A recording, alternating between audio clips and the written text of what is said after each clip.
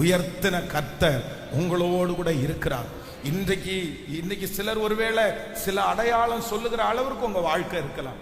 இதுக்கு முன்னாடி வரைக்கும் இந்த மனுஷனை என்ன அடையாளம் சொன்னாங்க அப்படின்னு சொன்னா, அந்த தெரு முனைக்கு போ, இந்த இடத்துல போ, அந்த இடத்துல ஒரு கல்லுக்கு மேல ஒருத்தன் உட்கார்ந்து இருப்பான், அவனுக்கு ரெண்டு கண்ணும் தெரியாது, அவன் தடவிட்டு இருப்பான், அவன் கத்திட்டு பிச்சை கேட்டுட்டு இருப்பான் அப்படின்னு சொன்னாங்க. ஆனா இப்ப பார்த்தா இவனை கண்டுபிடிக்கவே முடியல. நான் விசுவாசிக்கிறேன் ஆண்டவருடைய பிள்ளைகளே, இதுவரையிலும் உங்களை பல விதத்திலே அடையாளம் காண்பித்தவர்கள் இனி உங்களை எப்படி அடையாளம் கண்டுபிடிக்க போறாங்கன்னா, இந்த மாதம் கர்த்தர் ஒரு வித்தியாசத்தை ஆண்டவர் உங்களுக்கு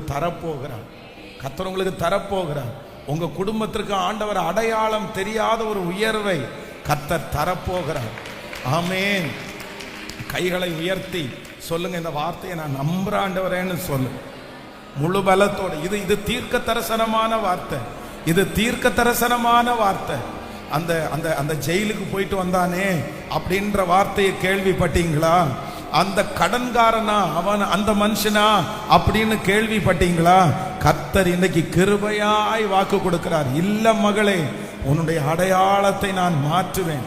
அந்த அழுது கொண்டே இருப்பாங்களே அந்த சிஸ்டரா, இல்ல அந்த வருத்தத்தோட வருவாங்களா அந்த சிஸ்டரா, கர்த்தர் இந்த மாதத்துல அந்த அடையாளத்தை மாற்றி தைரியமாய் நிற்க பண்ணி, இதுவரையிலும் உங்களை யாரும் கண்டிராத, இதுவரையிலும் உங்களை யாரும் பார்த்திராத ஒரு புது ஜோனை கர்த்தர் உங்களுக்கு தருவேன் என்று கர்த்தர் வாக்கு கொடுக்கிறார்.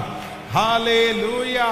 பிச்சை கேட்டுக் கொண்டிருந்த ஒருவனை தேவாலயத்திலே அவர்கள் பார்த்தார்கள். நம்முடைய இடத்தையே மாற்றுகிற கர்த்தர்.